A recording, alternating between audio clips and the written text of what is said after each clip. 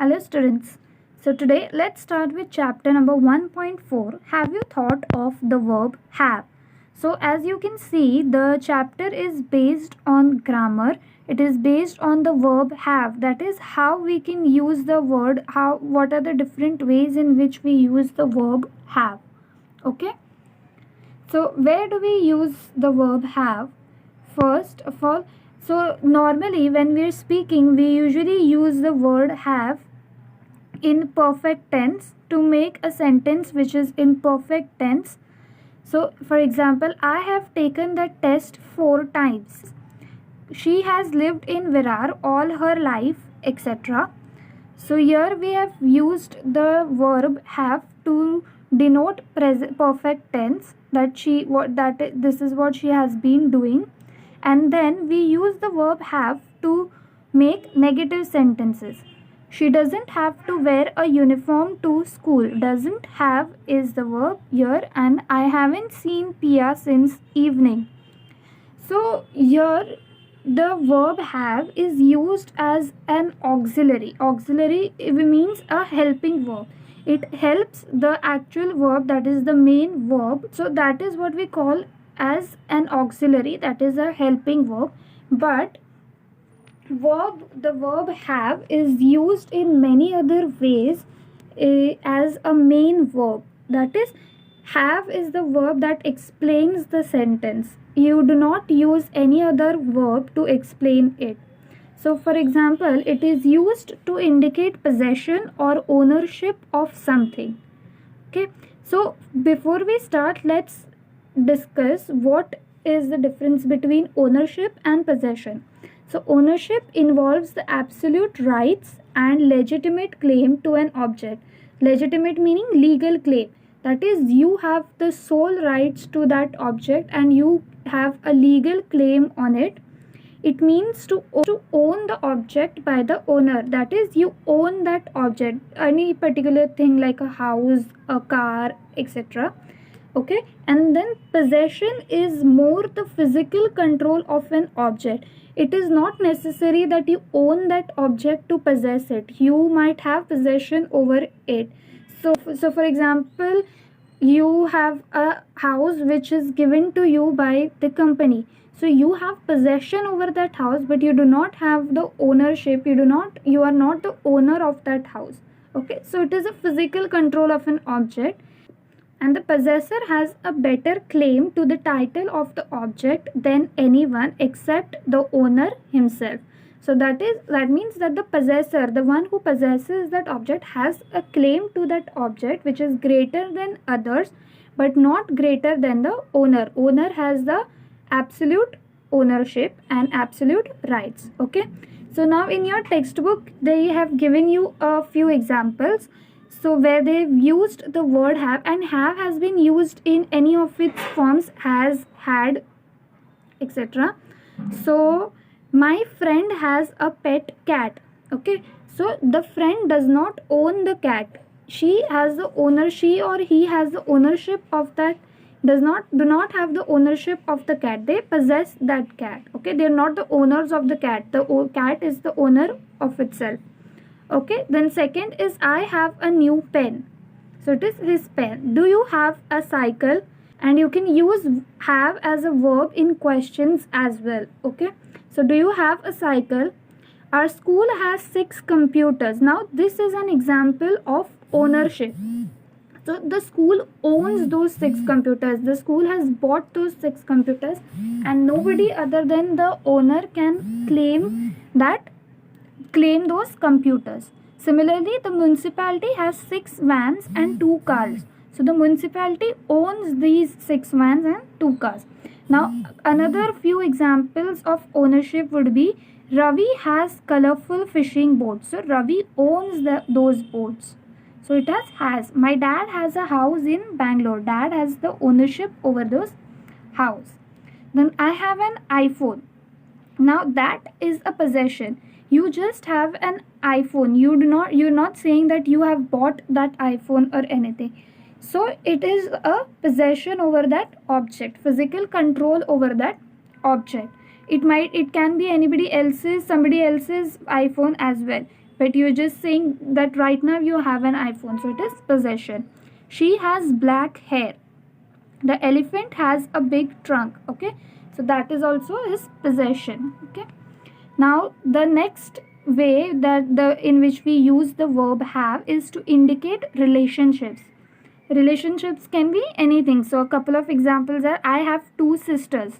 So one thing that you should notice is that there is no other verb, that is, verb is an action word. There is no other action word which is used in the statement when have is used as a main verb.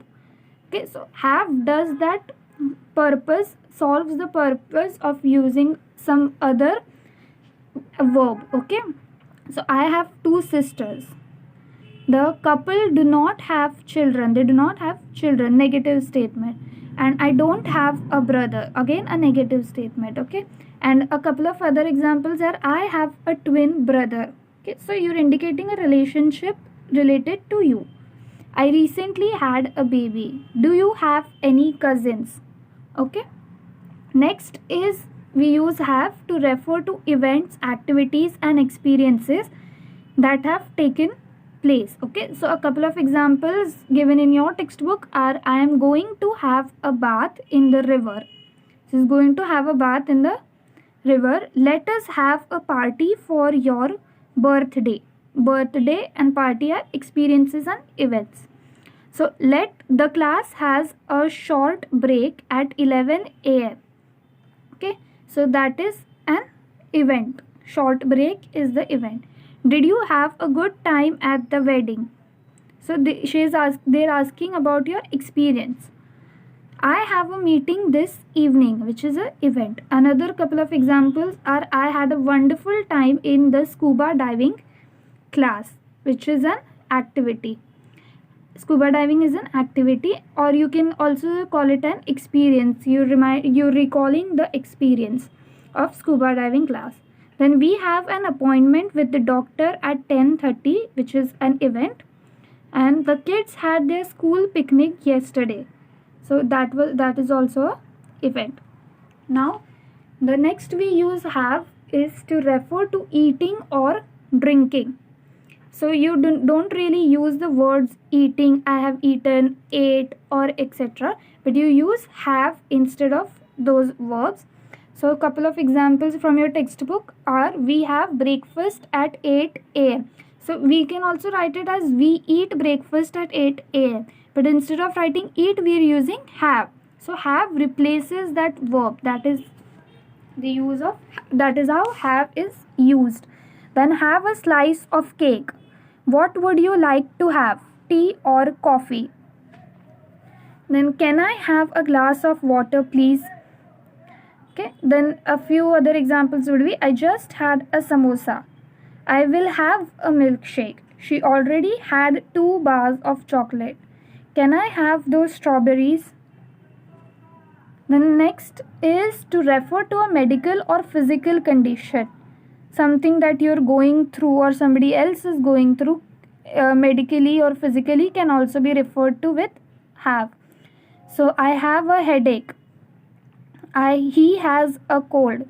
Grandfather had a heart attack. These are very common things that we use. Then I have diabetes. She has a hairline fracture.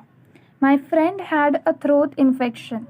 So you notice there are no other verbs that have been used while we're using have, has, or had to explain the statement.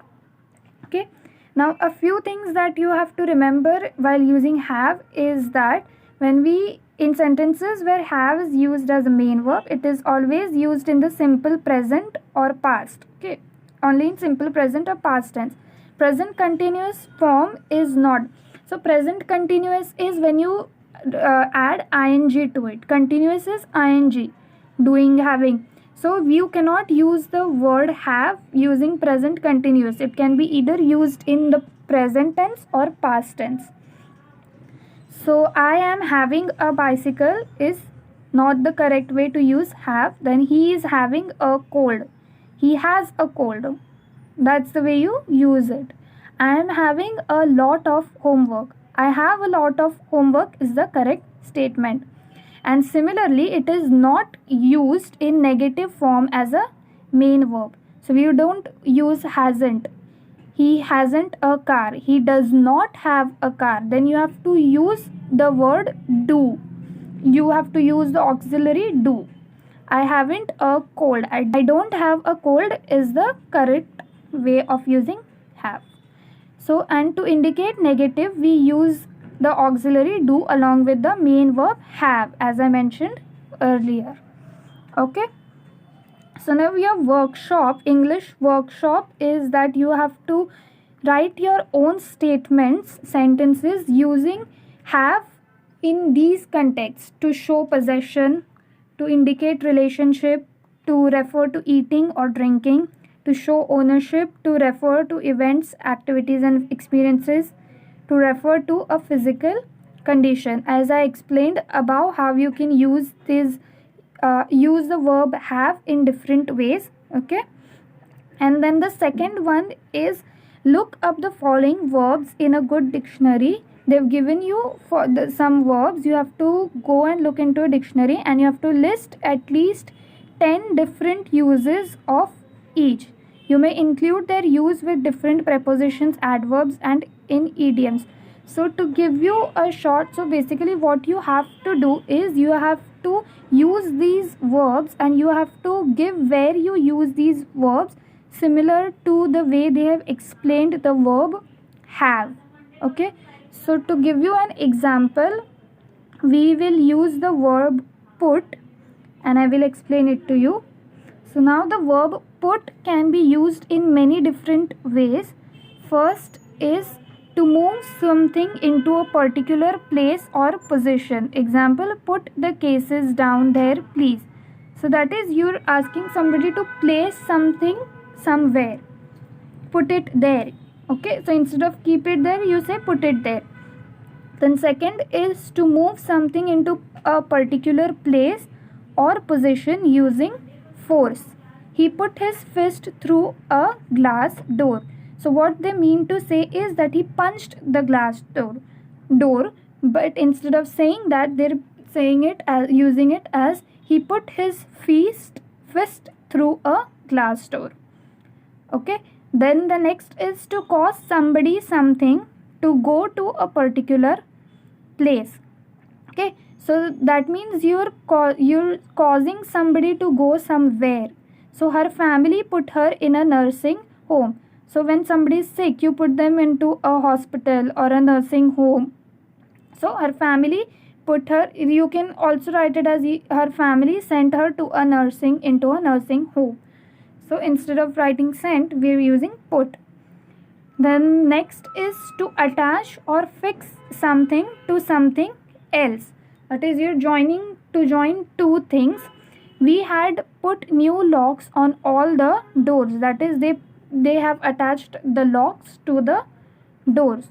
Sometimes while you're giving a speech, you say to put together everything that I have said. That is to sum it up, to summarize it, something to something else, attaching it. And then to write something or make a mark on something. Put your name here.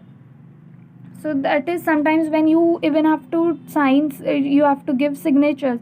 They might tell you that put your sign over here, put your name here. So that is also a way how we use put. Then to bring somebody or something into the state or condition mentioned. Okay, so you put somebody in charge or something. I was put in charge of the class. So basically what the statement means is that I was put in charge, meaning I was given the position of monitor or monitress. Okay, I was put in charge. And the last one is to express or state something in a particular way. That is to explain it in a particular way. So she put it very nicely. That means she explained it very nicely. That is also a way in which we use it. So similarly, you have to find out where those other verbs, that is go, get, etc., can be used in different contexts and different ways. Okay, thank you.